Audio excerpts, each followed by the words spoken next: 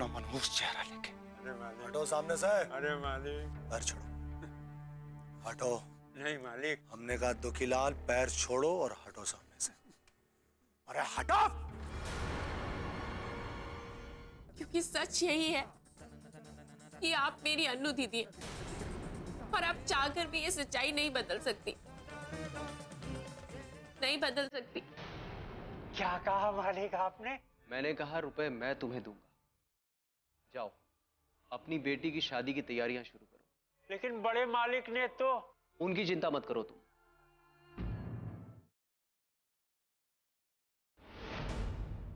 आपको अपना अकेलापन नजर आया, लेकिन उनका सूनापन नजर नहीं आया। अगर अब नहीं दी, आपको उनका अब ये इंतजार खत्म करना ही होगा। आपको उनको बताना ही होगा कि आप उनकी अनु हो। नहीं नहीं अपराजिता, ऐसा नहीं हो सकता। मैं चाहकर भी ऐसा नहीं कर सकती। लेकिन क्यों दी? क्योंकि मेरी भी एक माँ है, वो माँ जिन्होंने मुझे पाला है, आसरा दिया, अपनी ममता लुटाई। अपराजिता, मुझे एक नई पहचान दी है उन्होंने। अपने बारे में उन्हें बताकर तो कैसे पहुंचाऊं मैं, बोलो? वो बहुत प्यार करती है मुझसे, इतना कि शायद कोई अपनी सगी संतान को भी नहीं करता होगा। मेरे कहने से पहले मेरी हर ख्वाहिश पूरी कर देती है वो। मेरा चेहरा देखकर मेरे दिल का दर्द जान लेती है वो। मेरे चेहरे पर मुस्कुराहट लाने के लिए हजारों जतन करती है वो। फिर मैं उनके दुख का कारण कैसे बनूं अपराजिता, बोलो? वो ये सह नहीं पाएंगी, वो मर जाएंगी अपराजिता, मर जाएंगी। आपको उनकी चिंता है, लेकिन माँ की, उनकी फिक्र नहीं है। जो औरत सारी जिंदगी आपका इंतजार कर रही थी, उनके बारे में नहीं सोच रही आप? मैं भी तो उतने ही सालों से उनसे मिलने के लिए तड़प रही थी अपराजिता, और मैं मजबूर हूँ हालात के हाथों कि मैं मिलकर भी अपनी माँ से नहीं मिल सकती। ये दर्द मुझे अकेले ही सहना है। मजबूर आप हैं, मैं नहीं। तो क्या हुआ अगर आप माँ को कुछ नहीं बता सकती? मैं सच बताऊंगी, माँ को मैं बताऊंगी। अपराजिता, अपराजिता, अपराजिता, मैं कहती हूँ रुक जाओ। नहीं, आप मुझे मत रोकिए प्लीज। मैं आपकी बात नहीं मानूंगी। मैं ये सच सबको बता कर रहूं। नहीं अपराजिता, तुम ऐसा कुछ नहीं करोगी। लेकिन दीदी क्यों? आप क्यों नहीं चाहते कि सब आपका सच जान सके? मैं तुम्हें सब बताऊंगी अपराजिता, सब बताऊंगी, लेकिन अभी नहीं। अभी तुम चुप रहोगी, किसी से कुछ नहीं कहोगी। नहीं दी, मैं आपकी बात नहीं मानूंगी। मैं ये सच्चाई और किसी से नहीं छिपा सकती। तुम्हें मैंने सिर की कसम अपराजिता, तुम किसी से कुछ नहीं कहोगी। तुम्हें कसम है मेरी।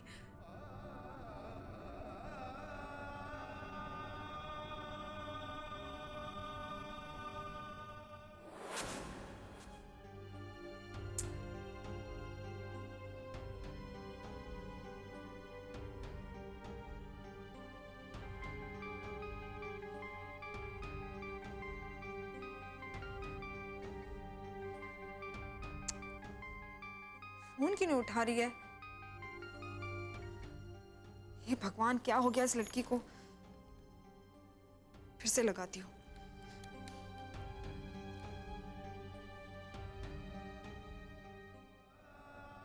ये आपने अच्छा नहीं किया।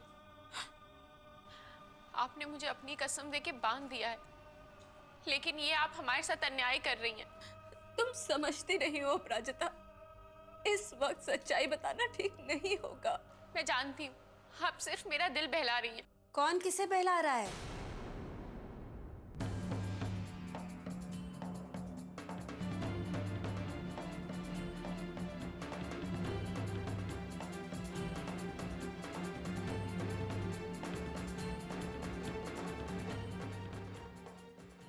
क्या बात है?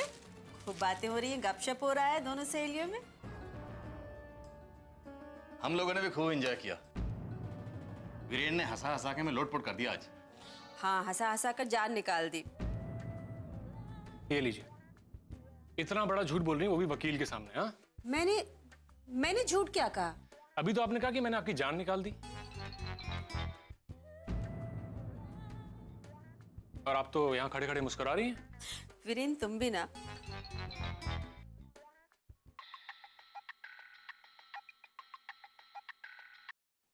हेलो, अच्छा, चलो ओके बाय। क्या हुआ बेटा? सरजू का पता चल गया। अनुष्का जी, इससे पहले कि वहां से दोबारा फरार हो जाए, हमें उसे पकड़ लेना चाहिए। ठीक है वीरेन जी, मैं बस 2 मिनट में चेंज करके आती हूँ। अपराजिता, तुम भी चलो। अनु, तुम तो इतनी देर से बातें कर रही हो अपराजिता से, थोड़ी देर हमें भी बात कर लेने दो। नहीं माँ, मुझे अपराजिता से कुछ काम है। बातों बातों में मुझे याद ही नहीं रहा, अंदर बता दूंगी। चलो अपराजिता। ये दोनों लड़कियां भी ना कितनी बातें करती हैं। चलिए थोड़ी चाय पिला दी। हाँ, हाँ बेटा। लाती हूँ।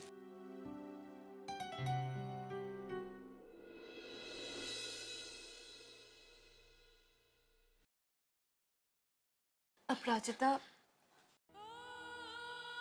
तुम मेरी बहन हो। अपराजिता, तुम मेरी परेशानी को नहीं समझोगी तो और कौन समझेगा? लेकिन दी, अपराजिता, मुझे समझने की कोशिश करो। सबको दुख देने से अच्छा है किसी एक का दुख सहना।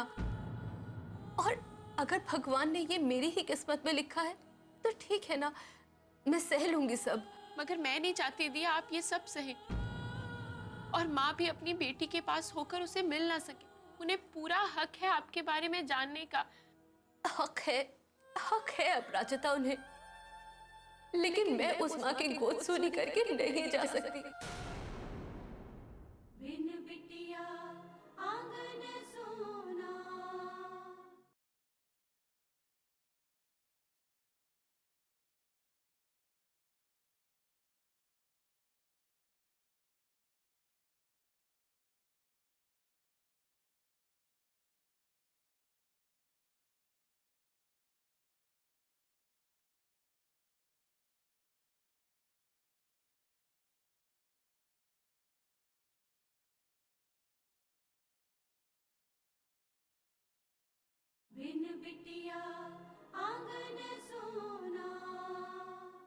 माँ भी अपनी बेटी के पास होकर उसे मिल ना सके। उन्हें पूरा हक है आपके बारे में जानने का। हक है अपराजिता उन्हें, लेकिन मैं उस माँ की गोद सूनी करके नहीं जा सकती जिसने मुझे दुनिया की नजरों से बचाने के लिए अपने आंचल में समेट लिया था। तुम मेरी छोटी बहन हो। अगर तुम मुझे थोड़ा सा भी प्यार करती हो, मेरा मान करती हो, तो तुम ये बात अपनी जबान पर कभी नहीं लेकर आओगी। आपने अपनी कसम देकर मेरे पाँव में बेड़ियां डाल दी हैं, लेकिन दी आप हमारे साथ बहुत बड़ा अन्याय कर रही हैं। अपराजिता, दी ये देखिए इस तस्वीर को। इस तस्वीर में मैं, माँ और पापा हैं, लेकिन ये तस्वीर अधूरी है क्योंकि इसमें आप नहीं हैं। दी, अगर आप हमारी जिंदगी में वापस आ गई ना, तो इस तस्वीर के साथ साथ हमारी जिंदगी भी पूरी हो जाएगी। दी, मैं चाहकर भी ऐसा नहीं कर सकती अपराजिता। माँ पापा के लिए अपने फर्ज को नहीं भूल सकती। मुझे माफ कर दो, माफ कर दो मुझे, माफ कर दो। नहीं दी, नहीं।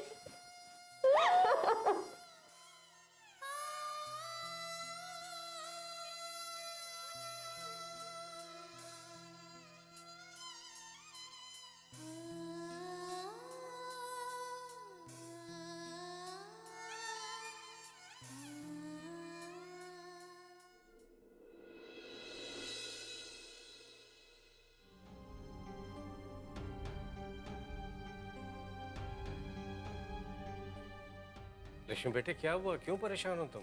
बाबूजी, अपराजिता सुबह की वो गई है बिचौलिया गांव, लेकिन अब तक पहुंच के उसने फोन ही नहीं किया। तो कोई बात नहीं, तुम फोन करके देख लो।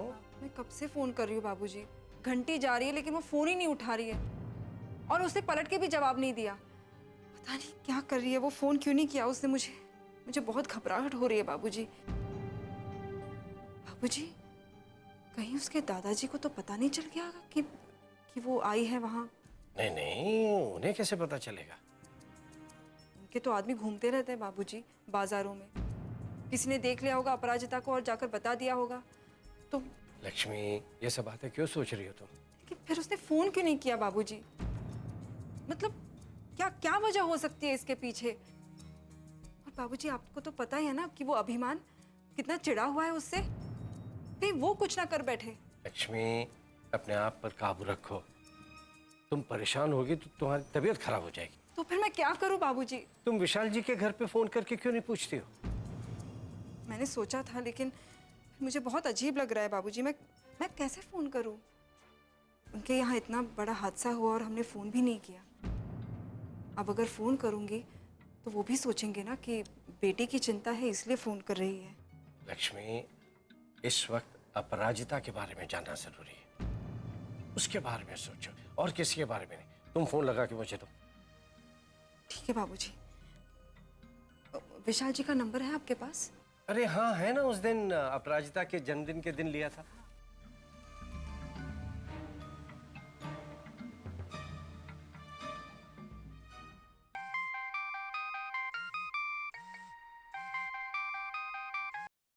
हेलो।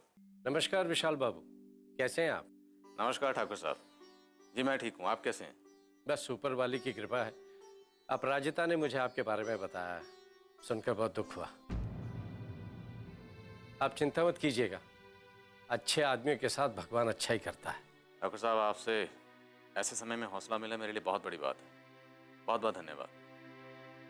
लक्ष्मी जी कैसी हैं आप? अभी ठीक है। माफ़ कीजिएगा, बस इन सब चक्करों में उलझे हुए थे, इसलिए उन्हें देखने भी नहीं आ पाए। नहीं नहीं, कोई बात नहीं। पहले जरूरी काम होने चाहिए, बाकी के काम तो होते रहेंगे। विशाल बाबू, अपराजिता आपके घर आई थी ना? जी हाँ, आई थी, अभी थोड़ी देर पहले ही निकली है। जी अच्छा अच्छा।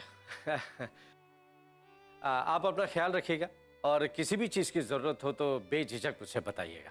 जी बहुत बहुत धन्यवाद। Thank you. अरे लक्ष्मी बेटे, अपराजिता तो सुबह से उनके घर पर थी, अभी थोड़ी देर पहले निकली है, बस आती होगी। अच्छा, सब ठीक तो है ना? हाँ हाँ बिल्कुल ठीक है बाबूजी।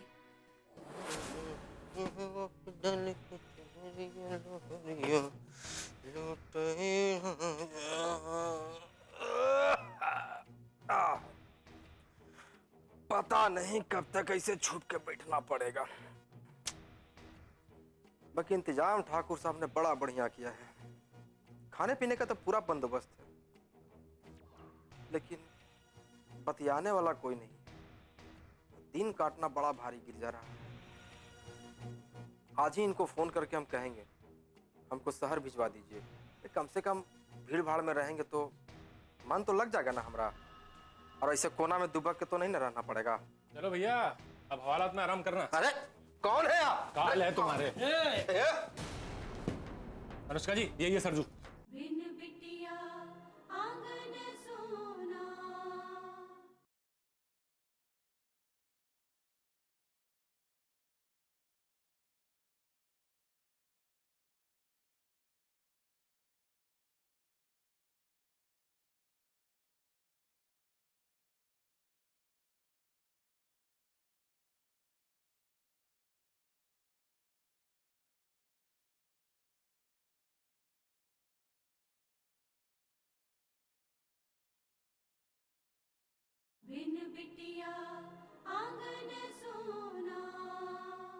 चलो भैया, अब हवालात में आराम करना। अरे कौन है आप? काल है तुम्हारे। अनुष्का जी, ये सरजू। देखिए, हम कुछ नहीं किए, हमको फंसाने का कोशिश मत कीजिए, समझ गए ना? ज्यादा होशियारी करने की जरूरत नहीं है सरजू, वरना वो हश्र करूंगी कि जिंदगी भर नहीं भूलोगे। चलो। राजा हो, बहुत लहारिया लूट लिए हो। तो जेल जाना ही पड़ेगा, जेल की रोटी खानी पड़ेगी, पानी पीना पड़ेगा, और ऐसी ऐसी लहर देंगे ना तुमको कि जिंदगी भर याद रखेगा। चल लहरिया लूटा है राजा।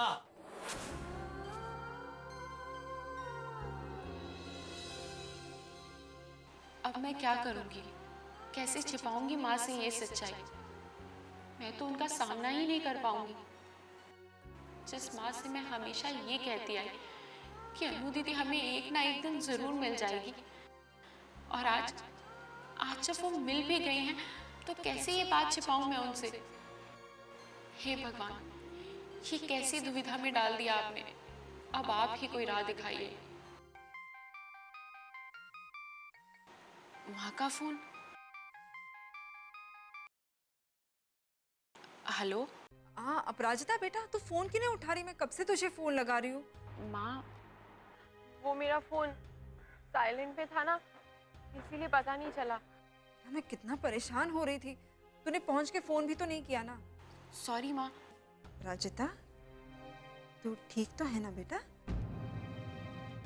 बेटा तेरी आवाज बुझी बुझी सी लग रही है।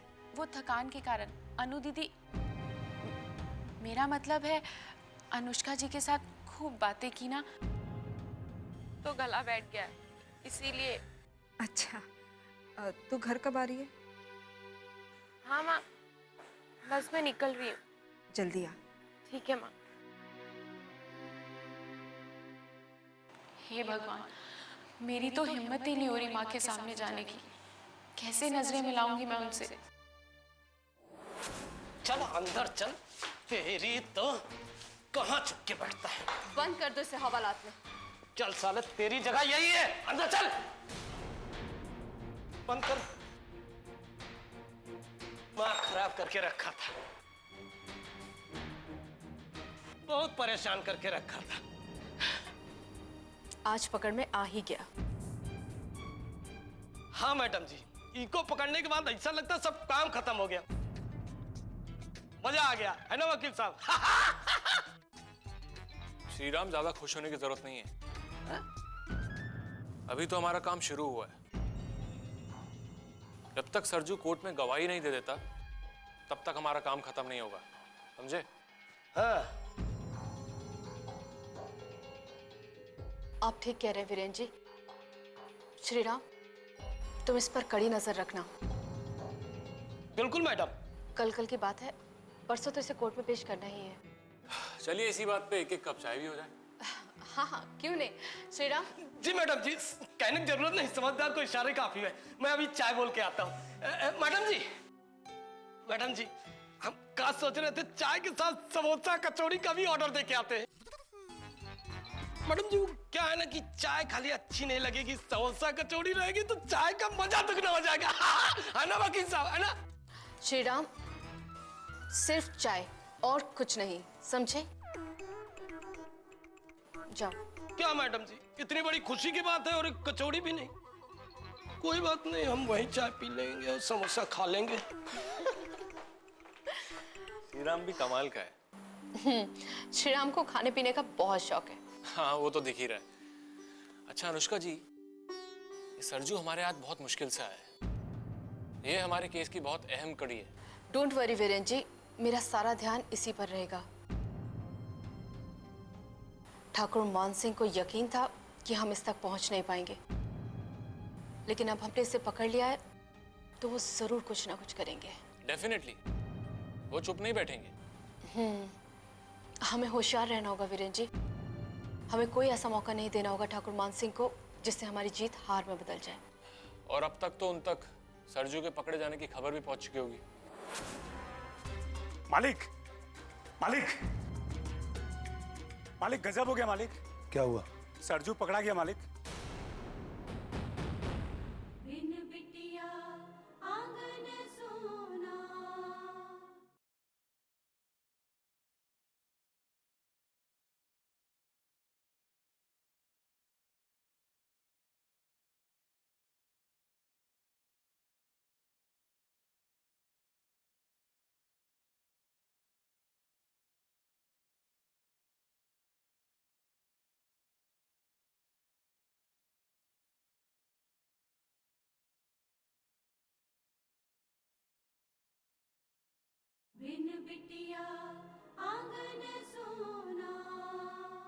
मालिक गजब हो गया मालिक। क्या हुआ? सरजू पकड़ा गया मालिक, और अभी वो हौलात में है। मैं जानता था कि ऐसा ही होगा। मैंने आपसे कहा था ना दादाजी कि कुछ करिए, वो लोग बहुत शातिर है। सरजू पकड़ा जाएगा, उसे दूर भेज दीजिए। लेकिन आपने मेरी बात नहीं सुनी। अभिमान, उन्होंने सिर्फ सरजू को पकड़ा है और इससे यह साबित नहीं हो जाता कि वो लोग केस जीत जाएंगे। आप समझ नहीं रहे दादाजी, पुलिस के 2 डंडे पड़ेंगे ना, सब कुछ उगल देगा। वो हमारा भांडा फोड़ देगा। अभिमान, तुम इतनी जल्दी परेशान क्यों हो जाते हो? परेशानी की बात है दादाजी, उस पुलिस इंस्पेक्टर को हम लोग मजा चखाने चले थे ना, अब खुद अपने जाल में फंस जाएंगे। अगर उस सरजू ने हमारे खिलाफ स्टेटमेंट दे दिया तो अनु की नाक ऊंची हो जाएगी और उसकी नजरों में मजाक बन के रह जाएंगे। ऐसा कुछ नहीं होगा, तुम शांत हो जाओ बस। मुझे समझ में नहीं आता दादाजी कि ऐसे में आप मुझे शांत रहने के लिए कैसे कह सकते हैं। अभिमान, सरजू पकड़ा गया है, इससे हमारा कोई नुकसान नहीं होने वाला। और बेटा, तुम जहां सोच रहे हो ना, हम उससे ऊपर की सोच रहे हैं, इसलिए बेफिक्र रहो। और हां, एक बात समझ लो, ठाकुर मान सिंह अपने शिकार को इतनी आसानी से अपने हाथ से नहीं जाने देगा। लेकिन दादाजी। अभिमान, तुम ये 5,000 रुपए लो, जाओ मजे करो। और बेटा परेशान मत हो, अभी इस खेल में बहुत से उतार चढ़ाव बाकी हैं, बहुत सी चालें चलनी बाकी हैं, बहुत सी बाजियां पलटनी बाकी हैं। चुपचाप खेल देखो और इस खेल का आनंद लो। मैंने तो सोचा था नौकरी करके अनु का हाथ पटाऊंगा, उसका बोझ कुछ कम करूंगा, लेकिन और बोझ बढ़ा दिया उसका मैंने। क्यों सोच रहे हैं आप ऐसी बातें? कि किसी भी कीमत पे अपनी जुबान मत खोलना। अगर कुछ भी बताया तो उसकी गाज तुम्हारे साथ तुम्हारे परिवार पर भी गिरेगी। लेकिन मैं माँ से नजरें नहीं मिला पा रही।